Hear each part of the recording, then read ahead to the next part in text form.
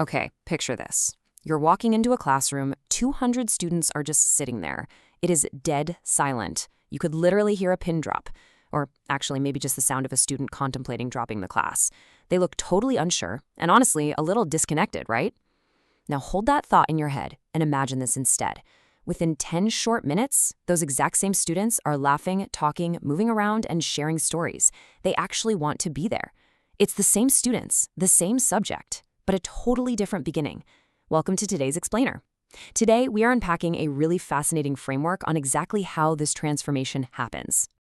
We're diving into the first 7 days of teaching that decide everything. Because here is the raw truth that so many well-meaning educators completely miss. The first few days of a course, well, they don't just start your semester. They absolutely define the whole thing. So let's dive right in. Here's our roadmap. We'll start with the classroom disconnect, then connection before content. We'll outline the 3 engagement principles, give you a day 1 action plan, and finally wrap up with beyond the first day. All right, kicking things off with section 1, the classroom disconnect, and why the beginning matters so much. Think back to your own first days of school. We've all been there, right? You usually get the exact same standard package everywhere you go. A long, incredibly dry review of the syllabus, a massive list of strict rules, and maybe a standard run-of-the-mill lecture. And how do students react to this? Well, they sit back, they cross their arms, and they silently judge the room. They're sitting there asking themselves, is this going to be boring? Is this actually worth my energy? Which brings us to section 2, connection before content, or as we like to call it, the hidden problem. Seriously, think about this for a second. When was the last time you felt genuinely excited to learn from someone who didn't even know your name? It's tough, isn't it? Empathy is absolutely key here. If you are just a random face in the crowd to them, why on earth should you give them your best effort? It really boils down to this profound truth. Students don't disengage because of content. They disengage because of connection, or really, the lack of it. When a teacher shows genuine curiosity about who you are, suddenly putting in the effort just feels natural. It completely stops feeling like a chore. So here is the big hidden problem, the trap we fall into. We try to teach before we create trust. We just rush headfirst into the teaching phase without taking the time to build a supportive environment where actual learning can happen. And you know what?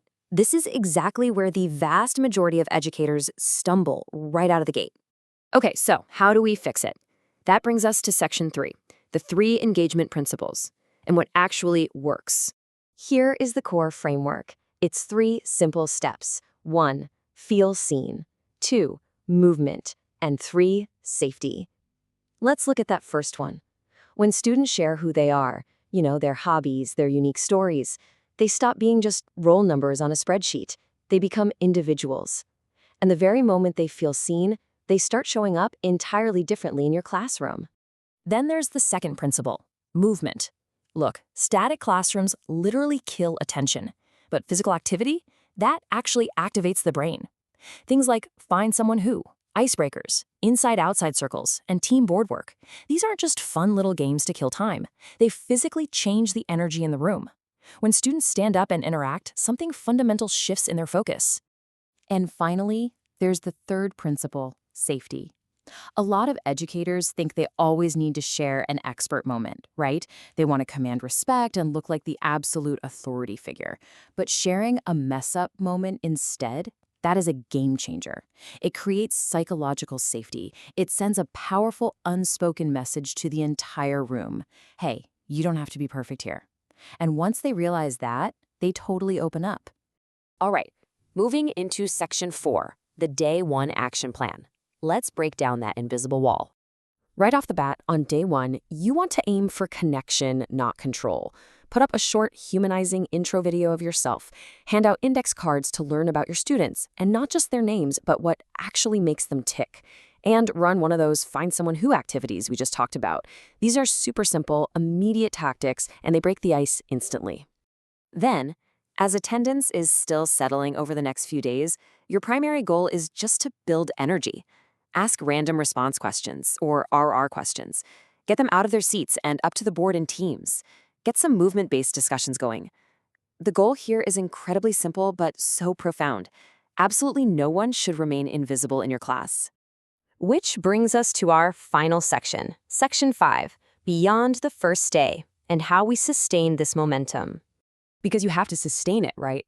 To do this, share a bit of your actual life. Show some photos, talk about your hobbies or your travels, and really encourage them to do exactly the same thing. Make it a point to notice and appreciate individuals. The source material mentions a specific student, Tanae, as an example. When you notice a student like Tanae and you appreciate them out loud, it builds incredibly deep, lasting trust. Always remember this golden rule. Students will remember how you saw them far more than what you taught them. Now, think about the stark difference between imposed rules and co-created rules.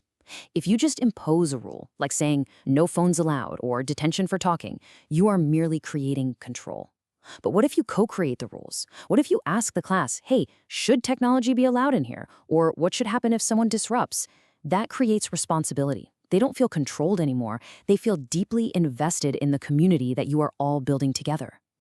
Another huge thing, you have got to eliminate confusion because, let's be real, confusion completely kills motivation.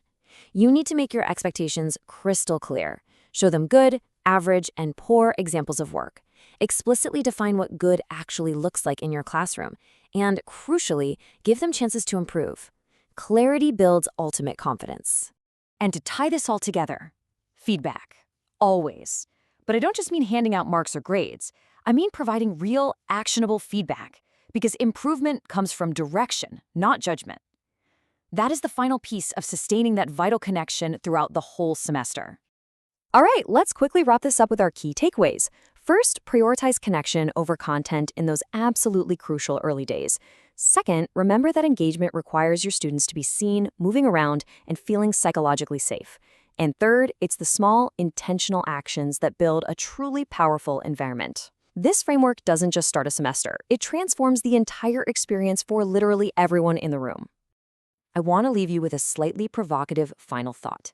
The next time you walk into a classroom, ask yourself, am I just starting a course, or am I shaping an experience they will actually remember? It's a pretty powerful question, isn't it? Thank you so much for joining me for this explainer. I really hope it leaves you inspired to completely overhaul how you start your very next class. Keep learning, and I'll see you next time.